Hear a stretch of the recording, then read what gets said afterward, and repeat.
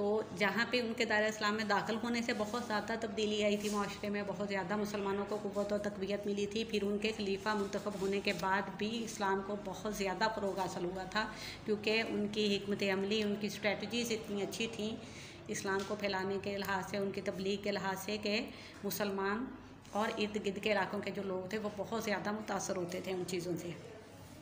ये एक हिस्सा है उनकी खिलाफत का, उनके दौरे हुकूमत का। दूसरा हिस्सा ये है कि उन्होंने बहुत ज़्यादा खिदमत की अपने इलाके की। जितने तकरीबन 10.5 साल तक वो मुसलमानों के खलीफा रहे थे, ठीक है, और एक वसी रकबे पर हज़रत उमर फ़ारूक रज़ी अल्लाह ताला अन्हु ने हुकूमत की थी। लेकिन क्या था कि इसके बावजूद उन्होंने कभी अपने लिए, अपनी ज़ात के लिए कोई ऐसी मराअत नहीं रखी थी, जो कि ये सिलसिला कहाँ से शुरू हुआ था? हमारे नबी करीम सल्लल्लाहु अलैहि वसल्लम से। ऐसा ही है ना, मैंने पिछली दफ़ा भी जिक्र किया जब हज़रत अबू बकर सिद्दीक़ के हवाले से हम बात कर रहे थे कि हज़रत अबू बकर सिद्दीक़ का भी फिर यही दस्तूर रहा, क्योंकि उन्होंने आप नबी करीम सल्लल्लाहु अलैहि वसल्लम को ये सब कुछ करते हुए देखा था, ठीक है।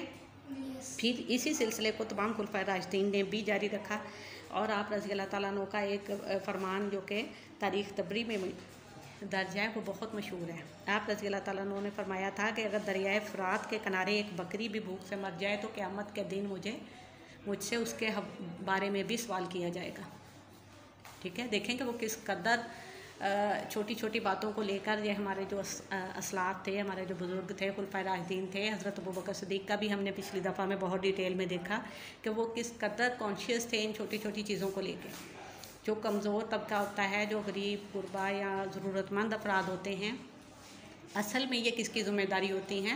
हुक्मरान वक्त की होते हैं, और वो उस वक्त में खलीफा होता था, ठीक है, एक चीज़।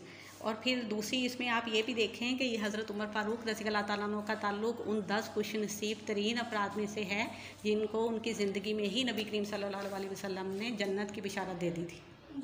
कितनी बड़ी ये बात है कि एक इंसान जिसको ज़िंदगी में ही ये पता चल जाए। देखें, आपको और मुझे तो कंफर्म नहीं है ना कि हमारे साथ क्या मामला होना है आगे चल के। अल्लाह ताला ने हमारे साथ, मतलब हमारे अमाल ही इस काबिल नहीं है कि हम कुछ उसके हवाले से सोच भी सकें। लेकिन एक इंसान जिसको उनकी ज़िंदगी में ही मतलब तस्दीक हो चुकी है, नबी करीम सल्लल्लाहु अलैहि वसल्लम के ज़ुबान मुबारक से सुन चुके हैं कि वो जन्नती हैं, इसके बावजूद वो इतने अल्लाह ताला का खौफ उनके दिल में इस कदर है कि उन्होंने, जब उनको हुक्मरानी मिली, उनको एक ओहदा मिला, एक उनको मर्तबा दिया गया, तो फिर भी उन्होंने उसका कोई फ़ायदा नहीं उठाया, बल्कि उन्होंने पूरी कोशिश की कि जहाँ तक हो सके ज़रूरतमंदों के लिए निज़ाम कायम करें, इंसाफ का निज़ाम कायम करें। बहुत से ऐसे शोबे हैं जो कि हज़रत उमर फ़ारूक रज़ी अल्लाह ताला अन्हु के दौरे हुकूमत में कायम हुए थे। बता सकते हैं कौन कौन से? जी जी। पुलिस का शोबा और अदालतें,